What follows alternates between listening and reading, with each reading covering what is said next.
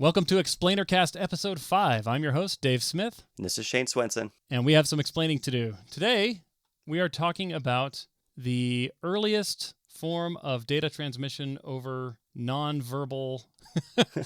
I'm actually really struggling to title this episode. Yeah, it's data networks, I guess, when they were invented. So before there was a name for them. And it's things we would call it a data network today, but it really wasn't what people were thinking about at the time. In fact, I'd say what we'll find is that it was really trying to reinvent the postal system.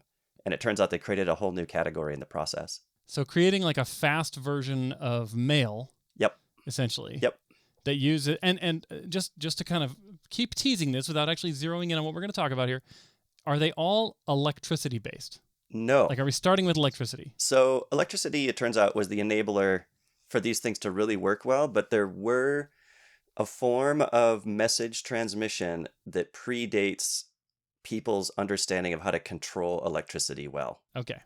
All right. Are we going to go there? Are we going to go pre-electricity, or are we going to start with electricity? I think we got to go pre-electricity because that's actually where the name came from. The word data?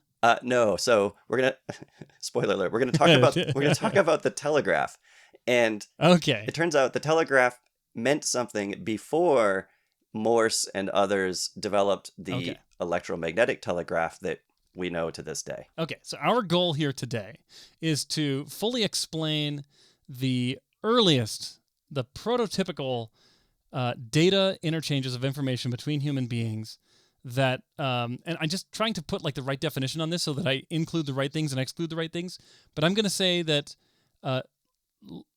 at large distance and not through audio sound waves. How's that? Is that enough? Sure, that'll work. And so pretty much everything else.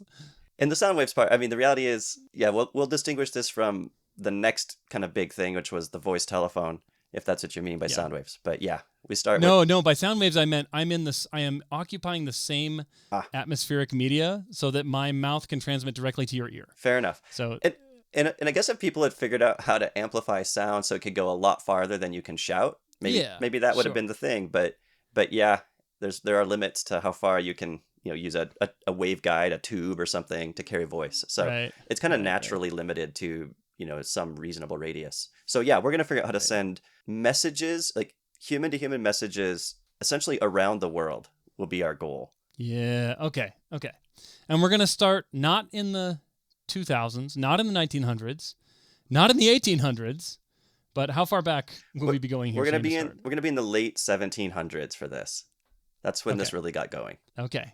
All right, so now that we've completely ambiguously defined our target here, let's jump into the world's first data networks. Sure, and the term we're going to use for this is called the telegraph. And Dave, do you know when the telegraph was invented and where? The earliest telegraph history that I know off the top of my head would have been in the 1800s, but I already know that's wrong. Yeah, and we kind of and so we've hinted at that, haven't we? Yeah, exactly. So I'm thinking about Alexander Graham Bell, even though I know that's wrong because he was post-telegraph. That was audio communications over an electrical line. Yep, that was the telephone. So, telephone. Okay, got it. Yep. I have no idea. I'm going to guess England. Okay. It's going to be England or China. So actually, I'm going to surprise you. It's France. Okay. And so if my daughter's studying her Latin roots, so let's decompose telegraph. Tele means distant, and graph means writing, so distant writing. And so the first invention that we know of that was called a telegraph was created in France. There were a couple of brothers. This is the late 1700s, like 1780s, 1790s, and they essentially were trying to figure out how to send messages faster than the state-of-the-art transmission systems at the time, which was a rider on a horse carrying a letter. Okay. Stories vary as to why, but one of the reasons was that was also during the time of the French Revolution, the Napoleonic Wars, and so France was kind of at war with everybody around them. And so, when a bunch of monarchs, are watching one country take out their monarchy, they kind of get nervous about what might happen next. And so the idea was, what if you could find out faster about what would be called indications and warnings in terms of, am I being invaded by Britain, or is the Austrian army marching on Paris? And Mm-hmm. and so these brothers, last name Chappe, Chappe, basically had taken the idea that was already understood, where you could have a person standing like on a tower with like flags in their hands, and they can Yeah. basically put their arms in different positions to show you symbols, and that's called a semaphore code. Semaphore means sign bearer, so they're holding up essentially the signs of different letters through these flags. And they said, well, okay, that's interesting, but now you're limited by how far you can see and resolve a human being. And Yeah, which is pretty far, it right? is, I mean, yeah, you're talking, still maybe a mile. yeah, probably. And if you string these people up, 1 mile after another, and they're standing on towers or something. Yeah, so exactly. And so they essentially said, well, what if we just make that bigger? So what if we make a tower, and instead of putting a guy on the top of the tower, we'll actually put like some mechanisms with like a big wooden beam and some kind of Mm-hmm. sort of arms at the ends of the beam, and like some pulleys and levers so that you could move the beam to different angles, like horizontal to vertical and a couple angles in between. And you could Mm-hmm. rotate the two arms so they aligned with the beam, or so they pointed, perpendicularly to it or on a diagonal. And Mm-hmm. and now somebody who's a few miles away who has a telescope could look at that tower, think 30-foot high tower, and they could see the position of the arm or the beam, the main they had terms for these, I forget what they are, but they could see the position of this main beam and the arms on it, and each of those positions would be a unique symbol, which could then be converted into the alphabet.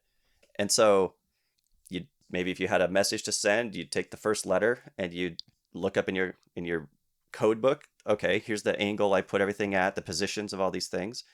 And So this is like many seconds per letter. yeah, right? because you're moving a pretty heavy object via like Mm-hmm. ropes and pulleys. Yeah. So at least a few. And then you have to let it sit still for a moment so they know you're done moving it. Exactly. Right? Yep. So that it's in its final position, because it's going to transit through other positions on the way. And so you kind of let it rest and stabilize. And the observer sees this and they say, oh, okay, I've identified this symbol. I'll write it down. And I'm already going to TCP/IP here, where the observer is like having to send another signal to say, okay, I got it. acknowledgement. Right. And we're going to get Yeah, to that. exactly. We're going to get there. And so you can picture, okay, so I'm watching and I see the first position of the tower. I write it down. Now it starts moving again. It moves to the next position. And yeah, I think maybe one symbol every 30 seconds or so. Oh boy, monotonous. Yeah. So not fast from symbol to symbol. So we would say in modern parlance, the baud rate is very low, which is the frequency of symbols coming through. And that's baud, B-A-U-D. That's right. That's right. And for those of you that are older than about 35 to 40, you probably, the word baud probably rings true to you. That's right. Yeah. This is from the modem days. Yeah, we don't talk about it so much anymore, but yeah, all these even modern transmitters and receivers have an expected rate that they're going to transmit or receive information, and that's called the baud rate, after a guy, actually another French guy named Baudot, last name Baudot, who much later in our story essentially invented a way for two electric devices to send bits of information to each other. Got it. So we'll get there. Maybe today. Maybe. We're still back in the 18th century, late 1700s.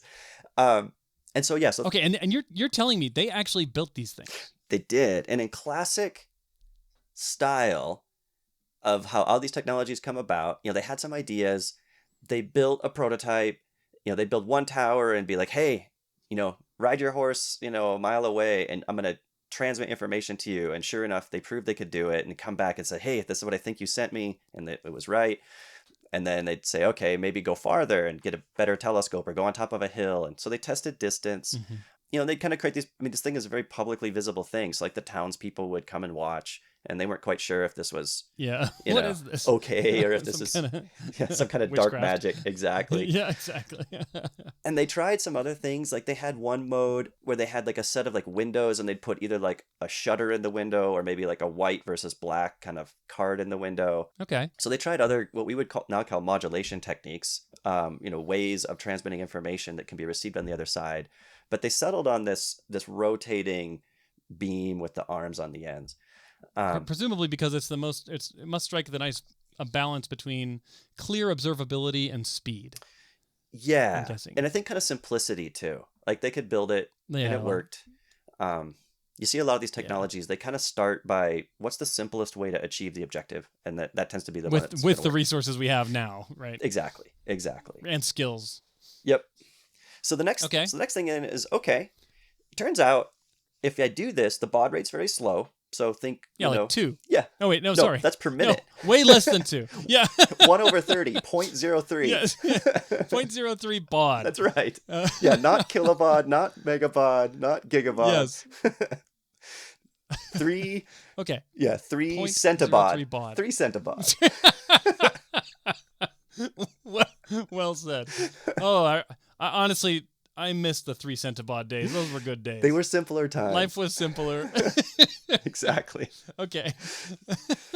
But all right. But all's not bad, because if you think about it, if you're on top of a hill and you make this thing, you can send information farther than you can shout. So we've actually already exceeded the limitation that human voice had. Sure. And this information, even though it's kind of trickling out, it's propagating at the speed of light.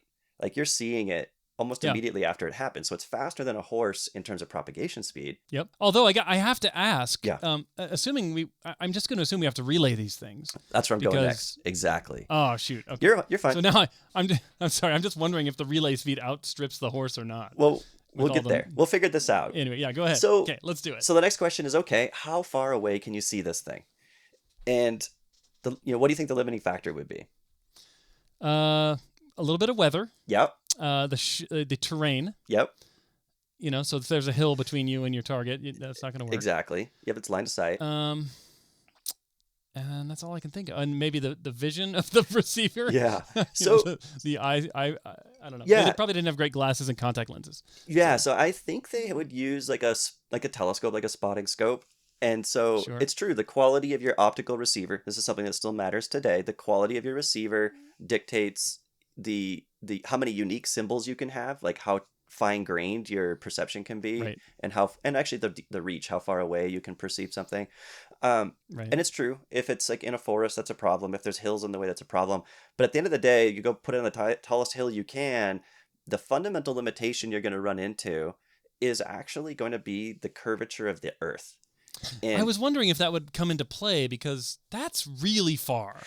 It is, but it's not as far as you might think. So I guess that's a good point, because people talk about ships sailing off into the horizon over the ocean. Yep. And in a matter of hours, the masts have disappeared. That's right. That's right.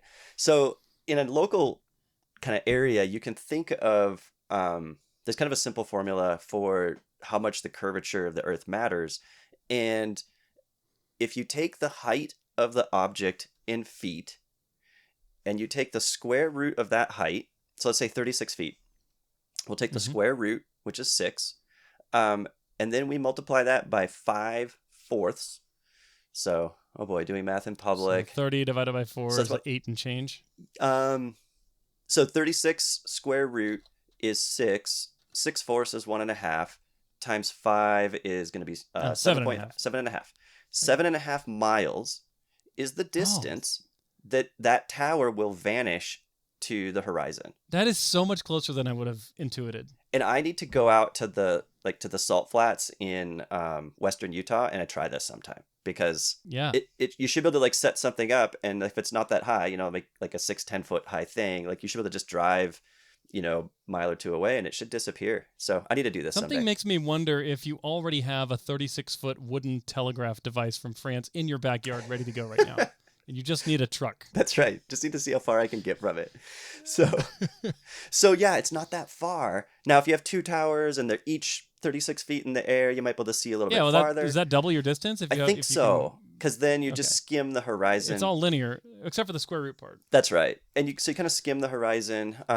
Now, on a hot day, you're going to get some mirage effects. And so there's other things that which might actually help, right? Depending on the direction. Yeah. So sometimes you can see over the horizon due to the refraction effects. But fundamentally, maybe it's like in the morning we can see farther, and in the evening we can see less. I'm sure they would have seen things like that. And at midday, you'd get the ripples from the heating of the yeah. air. I'm sure they have observed all these things.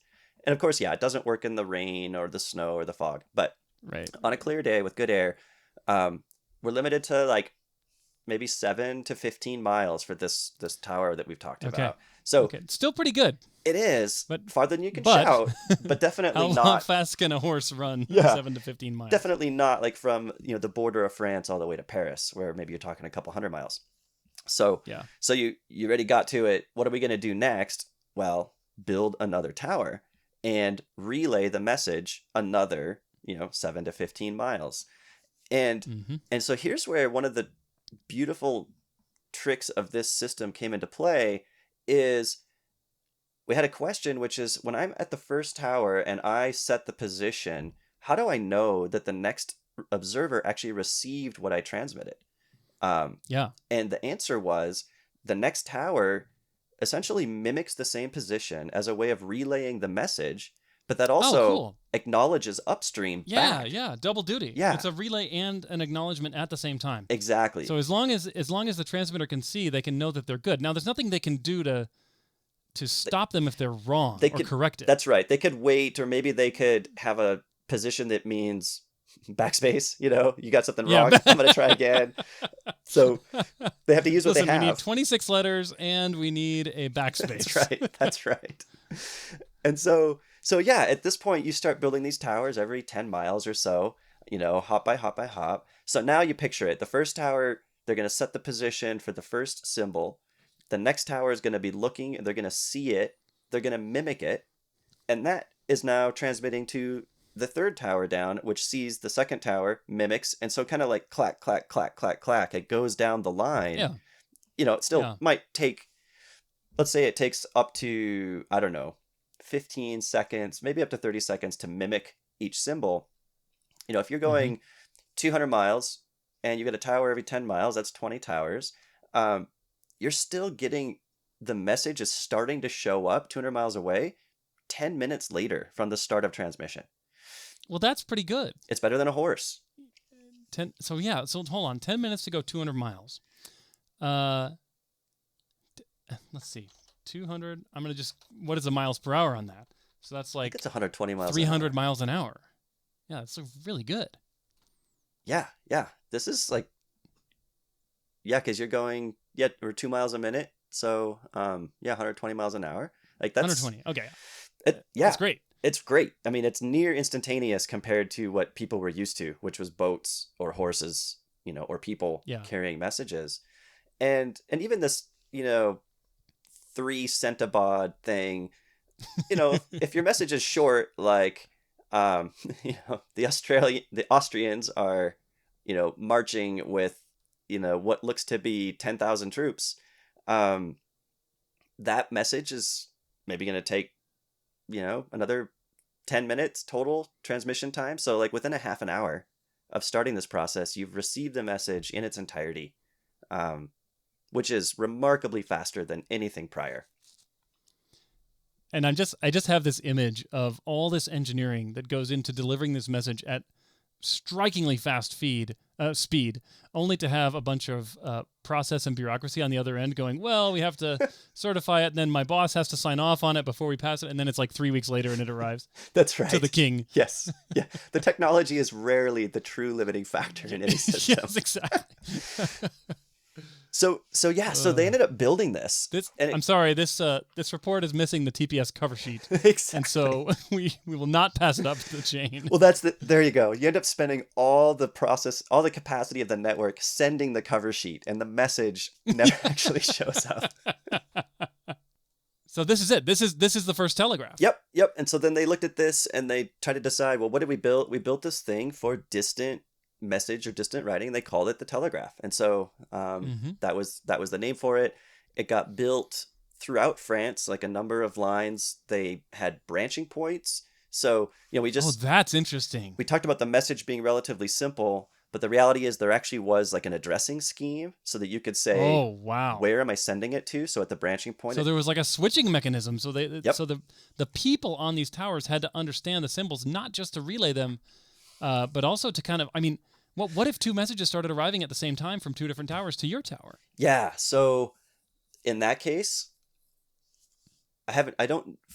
What I'm picturing here is you would essentially end up acknowledging the transmission coming from one of those directions, and so they would know that they could Yes. continue, and the other And the direction, other one would have to wait. yeah, they'd kind of see like, oh, I see that they're busy. They're not doing the thing I'm trying to send them, and you'd have to wait. Yeah. So some other Yeah. Cool. other interesting details. We talk about it as if it was just like a symbol meant a letter in the alphabet, but they had what they called a code, or I don't know what they called it. We'd call it a code book. That was a mapping of symbols to like sets of characters, or like sets of symbols to sets of characters. So it wasn't like a one-to-one like symbol to letter mapping. Yeah. Which allowed Yeah. them to kind of compress and go faster. It Mm-hmm. also made it a little more obscure. And so at many of these relay towers, they didn't actually know what message they were sending. They were just transmitting symbols, and they were writing them down because if something got messed up, there'd be like an investigation and you might, lose your pay or lose your job.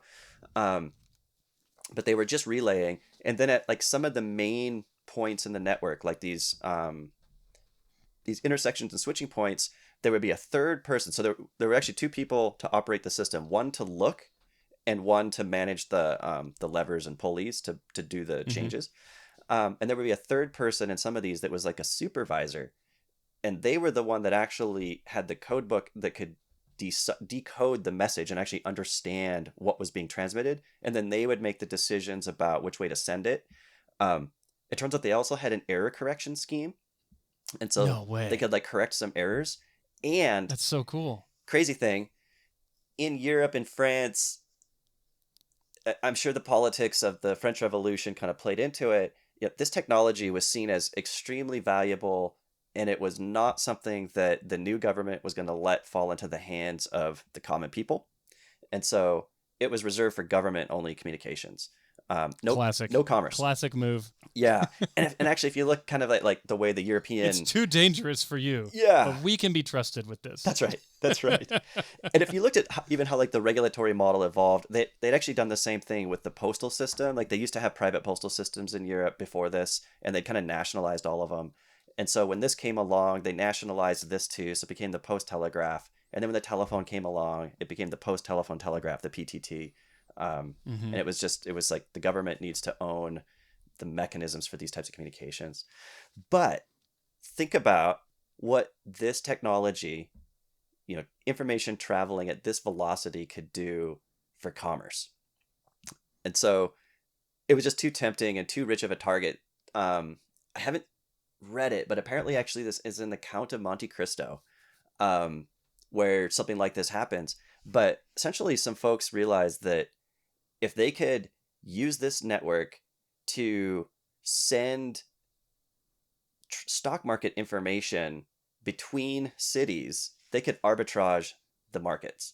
So like if I know they could pre-purchase and things like that, or buy options. Yep. Like if I know that before in Paris, the price arrived. Totally. If I know in Paris that today, grain is trying to get a higher price, maybe I could be in some other market, far away. I could sign a futures contract or something. Exactly. On the expectation it's going to go up once the news arrives. So if you get the news faster, it's the same thing that was happening, in the kind of mid 2010 or so when all the high speed traders were trying to get in front of each other. And then there they were fighting for milliseconds and nanoseconds, but here you're fighting for hours and days, really. Days? Yeah. Amazing. But the network, presumably before this, it was like, I need the fastest riders. Yeah.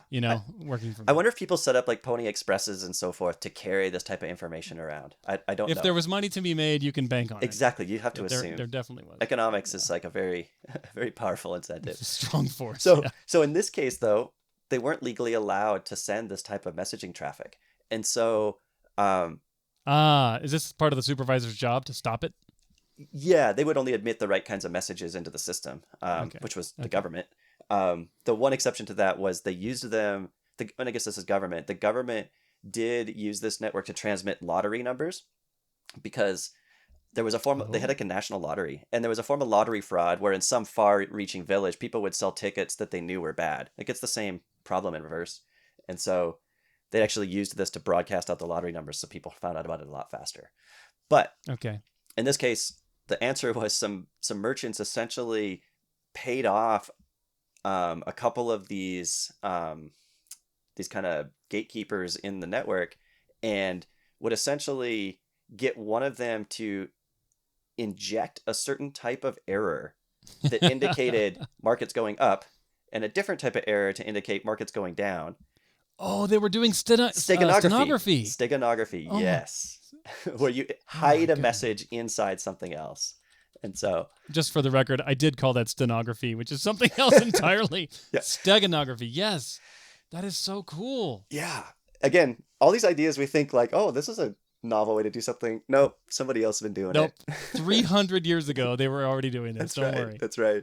And so I don't know how it was found out, but yeah, for some period of time, there was like this conspiracy where they'd inject an error in one part of the network, and then of course fix the error later. But note, I saw this type of error. Now I'm going to tell my conspirator, hey. Yeah, someone paid me to relay just the errors. Exactly. Oh, that's probably not harmful. They just want the errors? Okay, that no big deal, right? And they're paying me. Exactly. So exactly. I'll happily just do that. I mean, that's certainly not going to leak anything. Yep.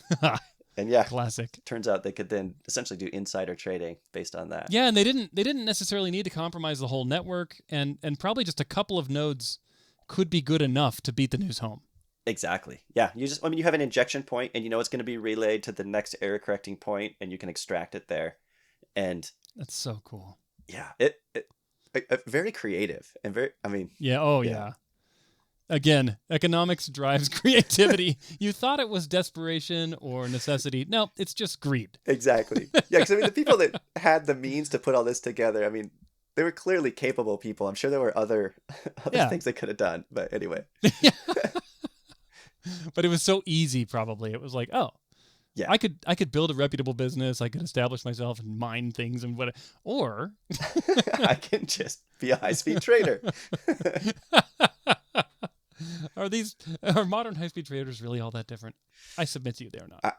I think they, I think this is the prototype by which they've just refined their craft. So. Oh goodness, so interesting. Okay, so how just to give me a sense of this, how many of these kinds of towers would you expect to find across the nation of France at its height? Yeah, so at its height, I'm thinking on the order of 100. Oh my goodness. I mean, like kind of like a web across, a lot of it, of course, focused on the main cities like Paris, but kind of a web that spanned the country.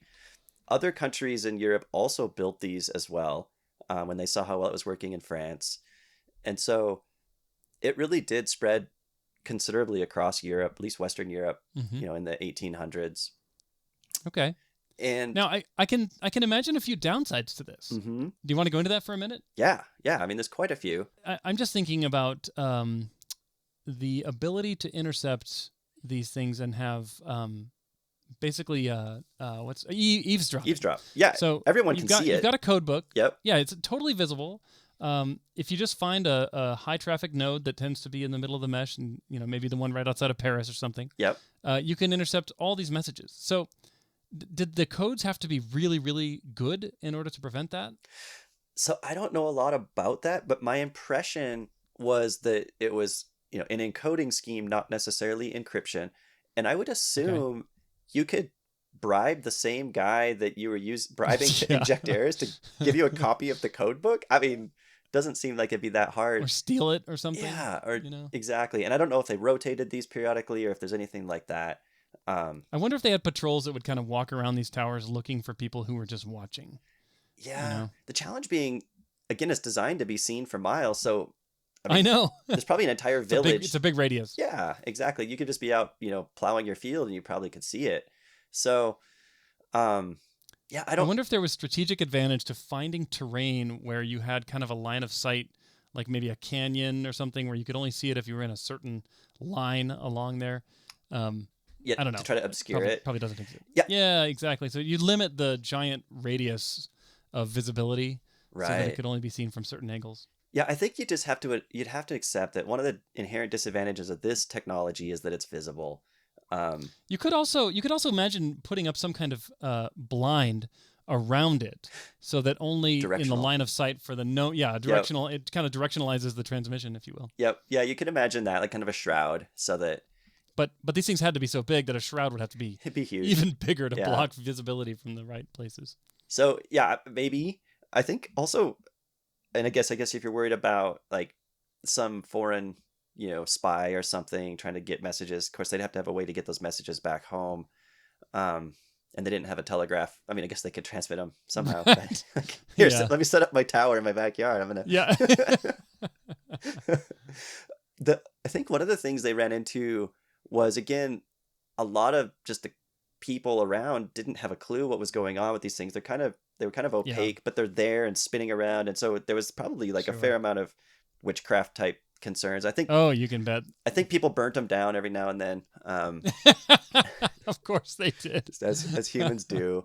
So yeah. So there were some operational challenges, I'm sure. Yes, you could say, "Oh crap! Someone burned down our telegraph tower, and now all of North France is cut off." Yeah, because unless you have redundancy, and maybe they had some path redundancy, but yeah, if you lose one of these, you're kind of done for a while. Yeah. So here's the other thing. I guess one other thing. There were people have said, I've had conversations with people and they've said, okay, I hear you, but I think there were some precedents that came before this.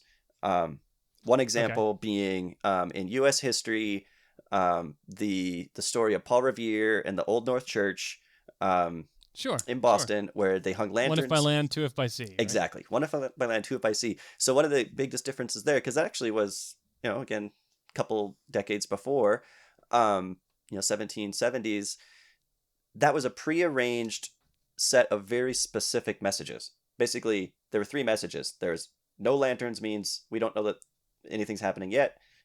1 meant we think the British Army is marching by land, and 2 lanterns means we think they're crossing, the river or the bay, and then they're going to come up by sea.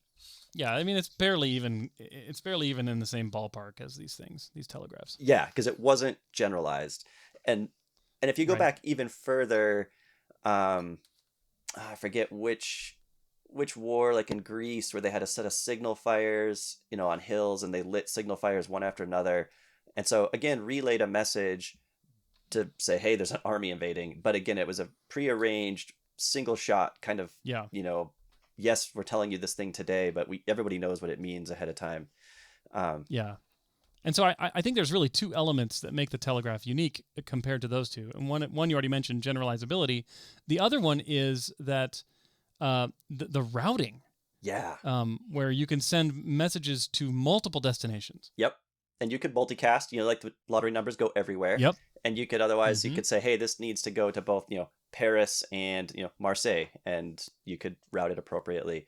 So it's actually, I think it's really powerful when you could have essentially a character set or a symbol set that could record like any kind of human message format that you want to send. Now you could start to build what we would call higher level protocols on top of this, like error correction, like routing, prioritization, even cryptography. You could secure it. And even where you were going with like TCP and so forth, you could say, hey, I'm going to send a message and I expect the recipient, not just one tower down, but I actually expect the end addressed recipient, 200 miles away, to send me back a short acknowledgement message that just says, yes, I got it. I got your message that you sent at, on Tuesday at 1 p.m. And so two-way transmission is another key element that I think makes it interesting. That's right. Yeah. So you could propagate messages in both directions in these networks. And so you could send it out and then they reply back. And if you don't get the reply, you could send out a repeat. Send it again. Exactly. Yeah. And so you start to build TCP. Exactly all these protocols on top of it that, that we use every day on our networking systems, that essentially, they're a little more capable, but mainly they're just a lot faster and fully automated, using better technologies, but the same ideas. Yeah. Nowadays, there are very few people standing in the middle, moving bits around. That's right. Vanishingly small. There is an RFC, a request for comments, which is the way that internet standards get written, for how to send reliable transport using TCP and IP, the Internet Protocol, over carrier pigeons as your Yes. transport format. So, but yeah, we replace people with birds, but most But messages don't go doesn't that that way. actually define? I mean, doesn't that also kind of contribute to calling this a novel and first-time invention, which is the fact that a lot of these components of this telegraph transmission system could be decoupled. For example, they were using giant wooden platforms with levers and pulleys and arms and positions, but you could actually keep the whole rest of the system the same and replace the giant wooden parts with, I don't know, light bulbs or Yep, something, exactly. and everything else would keep working. Yep, And I think that's another part of why this is such a novel creation. that's absolutely true. Yeah. So if you think about it, like if you had for some reason some body of water you needed to cross, and you write the message down and you send it across on a ship, and then on the other side you could start using the towers to transmit again, or you literally Exactly. could use a carrier pigeon in the middle. Right. It would totally work. Or like once you get into a city, it's like, you know what, I actually am going to send this on a horseback rider, because to get across the city that works better than these towers. You're totally Mm-hmm. right. The people using the system at the endpoints, other than the differences in delay associated with those different transmission technologies, they have no Mm-hmm. other notion of what medium and what format was used. And to this day, that applies. Like I don't know Oh yeah. where it's fiber, where it's electrical cable, where it's radio Where it's frequency. radio. Mm-hmm. Mm-hmm. It's just Yeah, and I think most people would be astonished to know the diversity of different transmission media that exists between them and their favorite website. absolutely, yeah. That'll be a whole separate episode of Explainer Cast someday. Yeah. And Yeah.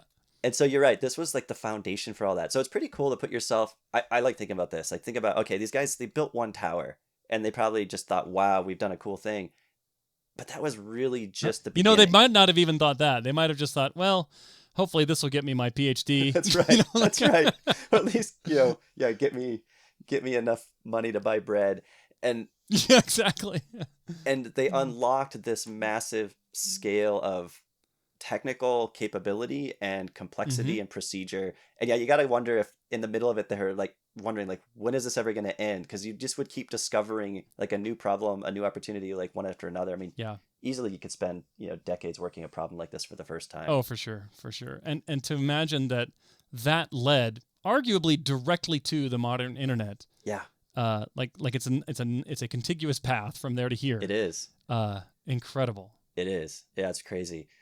So that was we'll call it the like optical semaphore line based telegraph. But and maybe that's the name of this episode, is the telegraph. Um, Most of us, when we think of the telegraph, we don't picture these wooden towers with these arms on them and so forth. We picture No. something very different. Should we talk about what happened next? I think we should. I'm just kind of basking in the glory of imagining these giant wooden contraptions, but I'll just have to let that go, and we'll move on to what they were replaced with. Yeah. And I guess, yeah, one other thing, some of the pathways that the telegraph lines took in France and in Europe, once you've ended up establishing this right away, the government would have to take some land and ensure line of sight and cut Mm-hmm. down some trees and so forth. Those same rights of way, to this day are used for common infrastructure. So like Oh, the high really? speed rail lines, Oh, like in France, essentially follow some of the same pathways. If you look at the old maps oh of these my telegraphs, goodness. it's the same place. And that's another Oh pattern, goodness. is, once you lay a trench, make a track, put in a road, like, infrastructure tends to kind of keep Yes. with itself, birds of a Yeah. feather. Again, So, economic reasons, right? Because yep, the cost of not using that infrastructure is so much higher. yep, yep. And also, you probably chose that path for a reason. And so, Yeah. Exactly. Exactly. like here in Utah, a lot of the highways follow what were the rail lines and what were the telegraph lines, Yep.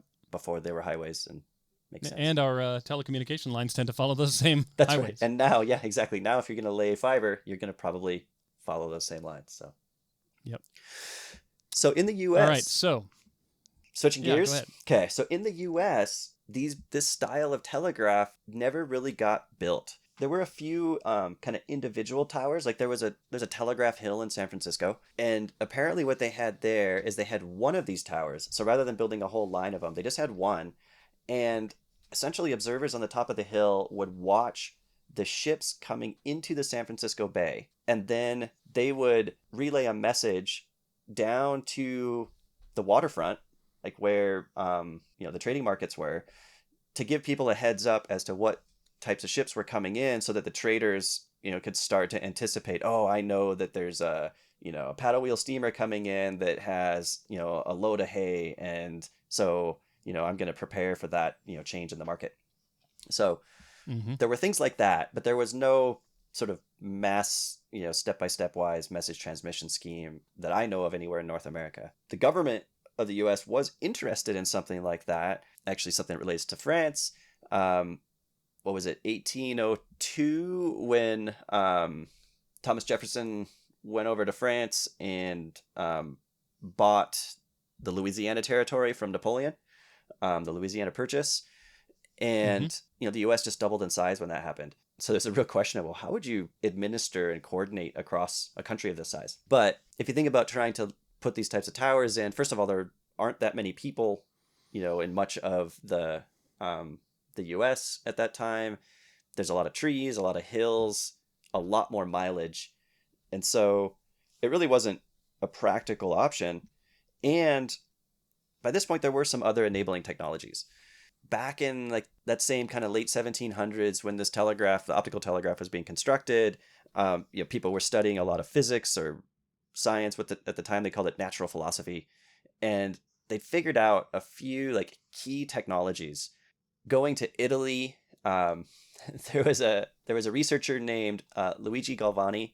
He was essentially electrocuting frogs. Okay. So as one does, find a patron, shock some frogs. It's a life, and and at the time, the understanding of electricity was really based around static electricity. The idea was, like if you like rub, what is it? You rub amber with wool. You can build up a charge. Build up a charge. It makes your hair stand up, and it gives you a zap when you touch something. Yeah. And people had built pretty elaborate things, what we would call capacitors. Like I think they were called Leyden jars was one of them. So you take a jar and like line it with tinfoil basically, and put some probes in it, and you can store quite a bit of charge in these things. So you can make a big shock, but you can't control the flow the way that we're used to. It was like on off, and it was instantaneous. Yeah, it was like boom, huge impulse. That's right. Everything drains. Yeah. Ben Franklin flying kites in the storms, all that kind of stuff. Basically basically lightning. Yeah. In a jar. And they knew electricity was very fast. Like apparently somebody did this experiment. I was reading about this. Just think about the propagation speed of electricity. They like made this long wire, and they had like a whole bunch of monks like every so often grab onto the wire every few hundred feet or something, had like a mile of wire. And then they like discharged a bunch of electricity on one end, and they watched how fast all the monks shouted in pain. And they're like, I thought you were going to say how fast they all keeled over and died. I think it was an intermediate dose. But, they're like, okay. It's really fast. We can't actually tell. It's instant. Like everyone yelled at the same time basically. For a mile. Yeah, I mean, in fact, the speed of sound for them to yell, to hear them is going to take way longer than the propagation. So, that's interesting. I wonder if that was the case. So I don't know if they did this in a circle or what, but anyway. I wonder if they accidentally measured the speed of electricity as the speed of sound because of the measurement technique. It turns out it's actually a whole separate interesting topic, measuring the speed of light and the speed of electricity. It's so fast. It's actually really hard. Anyway, digression. So they understood static electricity, but anyway, Galvani was doing these experiments where he'd take like a recently deceased frog, and he'd attach electrodes, wires to like the leg muscle of the frog, and and if he sent this electricity through it, like the frog's leg muscle would contract. Yep. And then he got this situation where if he even just under some circumstances, he'd attach these wires to the frog leg, and instead of attaching him to like his Leyden jar, his source of electricity, he touched the wires to each other, and the leg moved. And so it seemed like the energy was coming from the frog itself. And so this frog is a battery. That's right. Well, that's where we're going. And so Galvani was like, I've discovered the life force of the frog. Like, yes, animals. I can tap into this. That's right. He's like, animals are animated by this inherent inbuilt animal electricity, and I've discovered it. And I'm, and that was his great his great discovery. And it's not a terrible conclusion, right? I mean, it's not super off in some ways. Yeah, it wasn't. It was a little off, but not entirely. And so, another Italian, so his name is Galvani. We'll come back to that. But another Italian named Alessandro Volta, which was kind of like, I think like that's a name you're going to want to pay attention to. Yes. You may hear that again. You may. I think Volta must have been a bit of like a frenemy to Galvani. It seems like they were colleagues, but on this subject, they did not agree. Volta.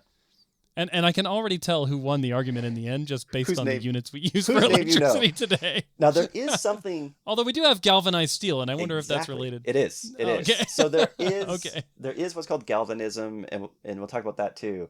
But yeah, we remember Volta more than Galvani. And so what Volta realizes, he's like, I don't think this is quite right. I don't think this works the way Galvani thinks it does. And so what he realized was the reason that this happened was due to the choice of the types of wire that Galvani was using.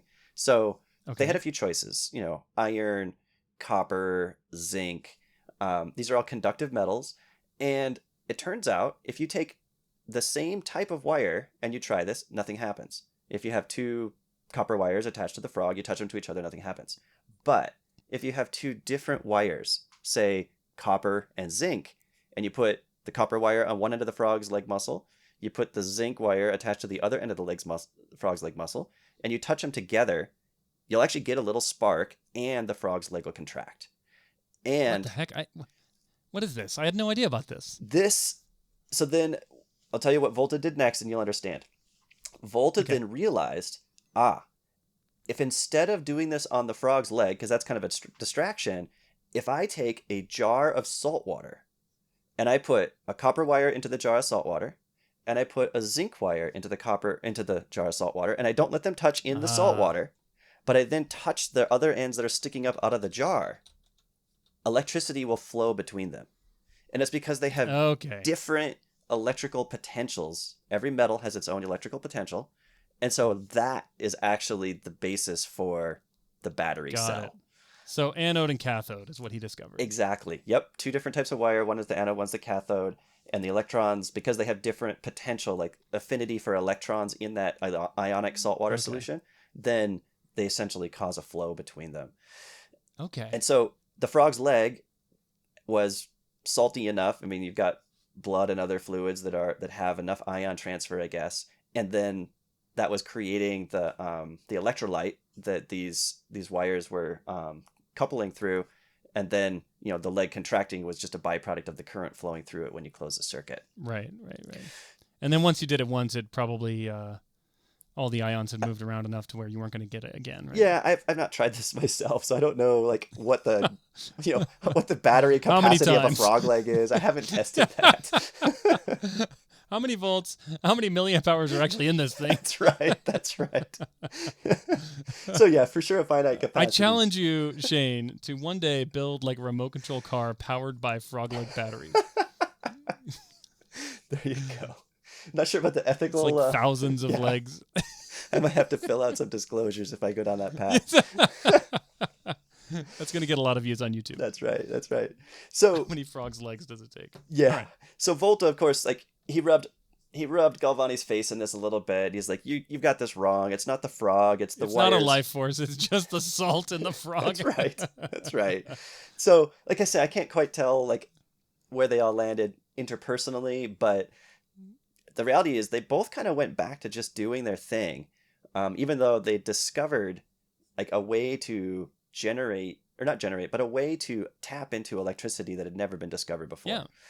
And did they make the leap of energy storage with these things? Kind of. So then what Volta started doing is he realized if I chain a series of these together, so this thing we just did with the single jar of salt water and two electrodes in it of different metals, we would call that a cell of a battery to this day. Mm-hmm. Yes. And so what Volta figured out was you could repeat this and you could chain these together in series, one after another, and they would increase the voltage, we call it, increase the electrical potential through the whole thing, which made it much more powerful. And he switched modes.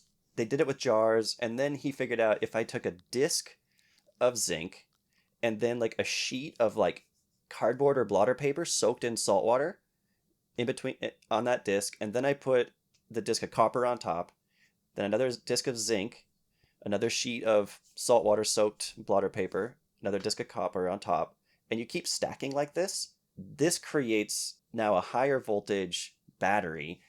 He called it like it's called like a voltaic pile because he basically piled these things up. Mm-hmm. And I actually noticed on the packaging for the batteries that I've got, like the AA batteries I've got, the Spanish translation is piles, Piles. And pilas, yeah, yes. yeah. And so oh my goodness, I think it must be back to, I mean, Volta was Italian, and so I'm guessing in Italian and the other than, you know, Latin-based languages, like that's what they called it, as a pile. Wow. So there's some trivia for you. That's amazing. I love that. This whole episode was worth it for just that one observation. That's what we aim for. One nugget of wisdom. Just one. And so good to know we got that. So at this point, as you start stacking these things up, I mean, a single one of these cells, you know, might be like a half a volt or 3/4 of a volt or a volt and a half. Like they're small, but you start stacking these up and you're now talking about, you know, 10, 20, 40, 80, 100 volts. People started making really big batteries and making big shocks. And here's another piece of trivia for you. As far as I understand it, the term battery, so in the US we call these batteries as opposed to piles. The term battery, I think, was applied to this first by Ben Franklin when, like, if you had like a whole bunch of these like Leyden jars in a row with like wires going between them, or a bunch of these voltaic, you know, wet cells with wires going between them, they looked like a cannon battery, just like one after another laid out. And so he called it a battery. And that's what we still call them to this day. So now we got piles and batteries. It's pretty good. So now the other cool thing was, if you have this battery and it's just sitting there, it's not doing anything until you connect a circuit and create a path for the electricity to flow from one end to the other, you know, with wires or whatever other apparatus. And the electricity only flows when you make the connection, and you break the connection and the electricity stops flowing. So it is a form of energy storage, and it was a form of controllable electricity, unlike you know, all the static electricity based concepts prior to that. So now, to make sure I'm following here, they would build these batteries, and they were, in a sense, like the alkaline non-rechargeable batteries we have today. Yep. Single use, right. Meaning once you've discharged all the charge contained within them, you could not recharge them. You had to rebuild new ones. That's right. You had to get or I fresh guess all metal. you really had to do is replace. Yeah. Okay. Yeah, I think what would happen fresh is metal and fresh salt water. Yeah, and you could replace maybe the salt water more often, but I think over time you're using up. I mean, you're basically, I forget what the chemical reaction is, but I think you're using up the electrical potential in the metal itself. Yeah, I don't know if it's actually a chemical change happening to that metal. There must be, though, right? Yeah, I just don't remember. But yeah, I think there's a reaction. I hit my limit on that one. Okay, got it. That's okay. But yeah, I think it is. It's not bad. It's the same as like any non-rechargeable cell you buy to this day. You're consuming some material by essentially transferring potential, you know, from one side to the other. I think that I forget, between the cathode and the anode, I think one of them essentially like dissolves or degrades, and the other one kind of gets deposited onto through this process. Right. Yeah, I think that's right. So it's a function of how much surface area you have to work with, probably even more than the amount of metal, because the interior metal is going to basically act like wire, but the metal that's exposed to the electrolyte, to the salt water, or later they figured out how to build acid cells as well. You know, that's the layer that's going to sort of be used in this process. Okay, so we've taken quite a little detour into battery technology. And, yes. And people might be wondering, what does this have to do with my giant wooden towers That's and right. telegraphs? And let's connect the dots. Yeah, and so there's one more piece of technology. We'll do this one faster. So as soon as Volta published this research, and he kind of went back to doing his thing and feuding with Galvani about frogs and life forces, but a bunch of other natural philosophers started immediately like replicating this research and building bigger and bigger batteries and just getting really excited about all that. And some of these guys started to realize that these electrical systems also had magnetic properties. And so they had certain types of magnets at the time. Like if you dug in the ground and you got something called lodestone, it was like magnetically charged or magnetically active rock, and you could make like compass needles out of it and so forth. And some folks realized that when you switched open or closed your electrical circuit and caused a flow of electricity, the compass needles nearby would respond to it. They'd move. This essentially is because there's a coupling between where a change in the flow of electricity causes a magnetic field to be created, and that magnetic field then causes magnetized things to react. And going a step further, some folks discovered that if you took wire and you wrapped it around a piece of iron, which was not magnetized, and you wrapped a bunch of loops of this wire around the iron, and you then touched this wire and you connected a circuit to a battery through this wire and caused current to flow through it, then that piece of iron would become magnetic until you disconnect the electricity flow through it, and then it would stop being magnetic. So you have a controllable form of electricity in the battery, and now you have a controllable form of magnetism using this device that we call an electromagnet. At that point, if you take these two ideas and you say, if I have a battery and I have a long wire and I have a switch that I can turn on and off, and I, at the other end of that wire, have an electromagnet, I could open and close my circuit on my end with the switch, turning the switch on and off. And on the other end, somebody who has this electromagnet and maybe has, has it hitting something, say when it's magnetic, like hitting a piece of metal, and then when it's non-magnetic, falling off, they could observe my actions at a distance. And your actions would travel at the speed of screaming monks. That's right. Exactly. Very fast. Electricity and wire, which, you think hitherto the fastest mode of travel. That's right. Yeah. So think like 2/3 the speed of light. I mean, again, extremely fast. And by going through a wire, you don't have this line of sight problem.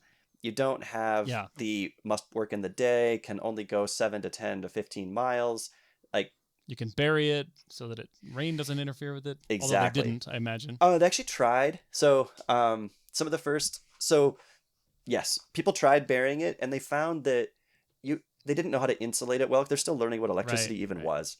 And so it would probably dissipate into the earth. And as soon as it got wet... Drastically reduce the range. Yep, as soon as it got wet, it was done. So then they figured out, you have to hang these wires on poles, and... they must go through the life force of the air. That's right. That's right. So it turns out a number of people had this idea that, I can use electricity and magnetism to cause something to happen at a distance and make an observation at the distance. And there were people in Britain and people in Denmark and other countries in Europe. But there was a guy in the United States. Turns out he was a painter by trade. And his name is Samuel Finley Breeze Morse. And he, like I said, was a painter, but he was interested in other things. And he had the idea that he could make this very simple contraption with the battery, with a simple switch, a long loop of wire, and an electromagnet, and create what we now call the electromagnetic telegraph, the Morse telegraph. Very, very interesting. And so with this, now you're essentially communicating with clicks instead of, something that makes a noise instead of a analog position of a piece of wood. Yep. And his original idea was that this would be truly a form of distant writing. So his idea was when the magnet is activated, it would pull a pen onto a piece of paper. And then he built this elaborate clockwork mechanism with hanging weights that would pull the paper like a long paper tape, think of a spool of paper receipt paper. Mm-hmm. And it would pull that along. And as you marked the pen, as you hit the key and close the switch on the circuit, the pen would push on the paper. And then when you lift it up, it would lift up. So literally you were writing at a distance. Amazing. With his telegraph is distant writing. But it's only in straight lines. That's punctuated right. by gaps. You can only make marks and spaces, which is what they called it.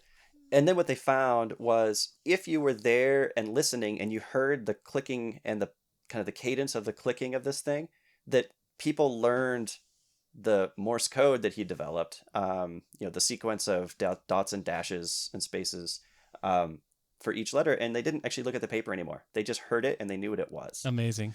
Amazing. He came up with the user interface. They completely ignored it and saved a bunch of money. That's right. That's right. No more ink, no more paper. Yeah. And until this moment, I never knew why they were called dots and dashes. And it's because they literally were writing on paper with a pen, a dot and a dash on paper that was moving out from under it. Yep. And like everything else iterative, amazing. He tried a pen, ran out of ink.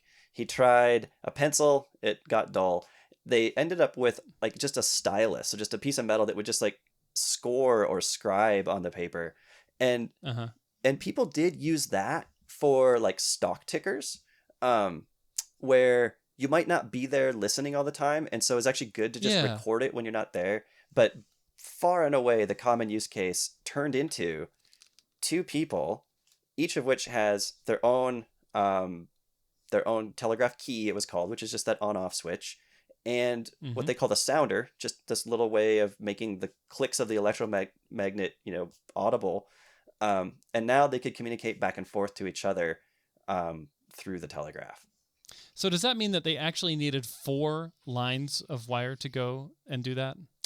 So if you wanted to have long distance, what we would call full duplex, where I can transmit and receive at the same time, they needed 4 wires. If you're willing to do half duplex, where we take turns transmitting, we only need two wires to make a loop. And they figured out that if you wanted to minimize the cost of this thing, because the wire was by far the most expensive part of the whole system, that you actually only needed 1 wire, because the ground, the earth, if you basically shoved a deep stake into the ground at each end of this wire, you could use the earth itself as the return path and create a circuit. Did you have to take the ground out of the transmit side, or disconnect it from the ground in order to transmit it to the other side? No, so you would ground both ends, and then the part of the circuit you're interrupting is the wire that's going above ground. Okay. Yeah, we could draw it and you'd see it. And it turns out ground return was very commonly used, especially for long distance. The signal quality wasn't as good, but until, and this will have to be a future episode, until people said, I'm going to take the same idea and I'm going to make machines that use this instead of human beings, you could use single wire ground return for certain distances. But if you wanted to go a long distance at a rate and a clarity that a machine could handle, ground return was too noisy. And, yeah, that makes sense. And also for telephones, when Alexander Graham Bell came along and used a similar technology for voice telephones, you had to do a pair of wires because ground return just introduced too much noise for good voice. Yeah, that makes sense. Turns out the earth is very noisy. Yeah, but if you look at like the long distance telegraphs like that went across the country, it started with literally 1 wire. Wow. Incredible. Okay, so question on this.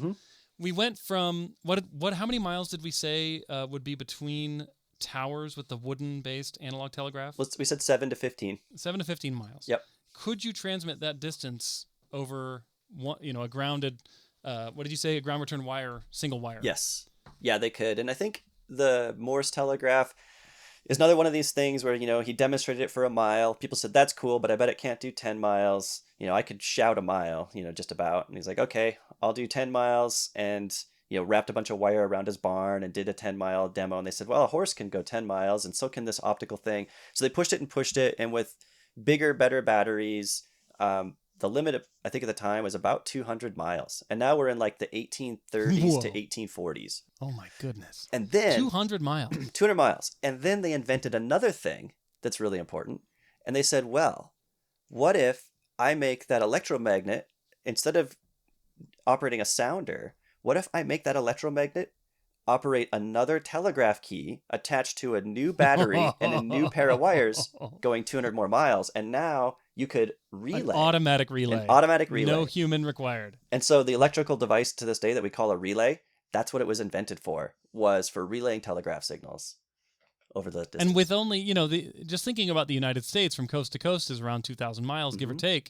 So with a series of 10 relays, you've now got coast to coast communication, and I'm sure the relays introduce a tiny bit of latency, but we're probably still talking within a couple of seconds, your message gets all the way across the country. Yep. Yeah, exactly. Yeah. So now it's like incredible. Nearly indiscernible from real time. And your messaging rate, what we call the baud rate today. I mean, think 50 bits per second. Like people could key a telegraph pretty fast. And so you could now send messages both farther and faster than you could with the big wooden system. Incredible. So I could just imagine the French government saying, all right, listen, we got to tear down all these wooden towers and turn them into poles to hold wires up. That's right. to span the same distances they used to cover. Yep. This got built in the US. It got built in the UK. Some of the first use cases were they ran them alongside railroad tracks so they could manage the railroads better. Yep. And, it's interesting when a new technology comes along to see how different organizations respond. I think France is one of the last places to give in and acknowledge that the electromagnetic one was better because, they kind of invented and really bought into the other one. And so it took a while. Invested a lot into it too. But sunk cost fallacy probably took over a little. Yep. And a little bit of, it's easy to say why the other one's not as good. For sure. We all do that. So, but eventually, and undoubtedly, it was expensive, right? I mean, it's like now France is a little bit behind the curve because they're going to have invested tons of money into the initial infrastructure. Yep. And then do it all again with copper wire, which I can imagine running 200 miles of copper wire was probably pretty darn pricey, maybe even more expensive than the wooden towers every 10 miles. Yeah. And initially, I think, it probably was. And then over time, it's much more scalable, but you got to get going. Yeah. And the wire was definitely expensive. It eventually, of course, took over that type of telecommunications everywhere until the telephone came along. And Alexander Graham Bell, when he invented the telephone, he was actually trying to figure out a way to make the telegraph better. When you look at the cost of the telegraph, most of it's in the wire. And we talked about how you might need 4 wires for a full duplex conversation. So the quick question was, well, couldn't we find ways to put both ends of put more conversation on one pair of wires? And so actually Thomas Edison made his initial fortune developing what we would call a multiplexing scheme. Multi meaning many and plex meaning place. You're putting many things in one place, where he could send 2 signals. First it was one in each direction on the same pair of wire. And then he developed something he called quadruplexing, which was 2 signals in each direction. So 4 on a pair of wires. And this made him wealthy enough that he could then go start his research lab and pay all of his staff, which is where they, developed the other inventions we know for Edison for, including the light bulb. Alexander Graham Bell was actually, I think, under contract trying to develop a higher order multiplexing scheme that was going to be frequency division multiplexing, is what we'd call it today. But essentially, each telegraph signal would be a different pitch, a different tone of electrical oscillation, and then you can use filters to combine these and separate them back apart. And what he discovered was he'd built this kind of multi-frequency electrical transmission apparatus, is that it was picking up sounds and transmitting those sounds, and you could actually hear the sounds on the other side. I bet that was an amazing moment for him. Yeah, and I think he realized at that point, forget data networking, I'm going into voice. And I'm just going to speak to these things. Oh, man. And so then for the next, 130 years, that was the reigning, most important telecommunications technology, because, of course, human beings, while we don't mind, text messages, we really love talking to each other. And so that ended up being the basis. Well, hold on there, Shane. There's some major social commentary there. I think what happened was I'm just following the money. We went asynchronous. Well, Morse was trying to go asynchronous with his text-based communication at first. Yep. Bell discovered voice-based communication. We loved it. And then the millennials came along and said, I never want to pick up a phone and talk to someone ever again. There you go. Just send text. That's right. And it's just the pendulum swinging back and forth and back and forth. Exactly. Yeah, when I first got a cell phone, I was like, why would I want a text message? This seems so much less capable than voice. But you're right.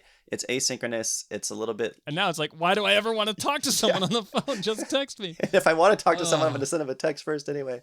So I only have one reason for transmitting voice over technology, and it's for podcasts. There you go. That's why we're here. It's full circle. So yeah, that's like, I guess, the sort of compressed story of the telegraph.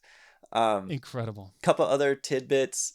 after the individual kind of point-to-point lines came out, then companies stood up essentially telegram networks, the ability to send messages. And if we ever talk, when we talk like the internet someday, we'll probably talk about telegrams, because there was a whole kind of linkage there. And a company based in telegram traffic called Western Union became like the largest company in the United States in the late 1800s. The CEO of that company for a while was a guy who, when Morse first got a contract from the U.S. government for a demonstration line, like a 35-mile line from Baltimore to Washington, D.C., the technician who ran the wire, who actually figured out, hey, we should put them on towers, we should use glass insulators so that the wire is electrically isolated from the tower to the ground.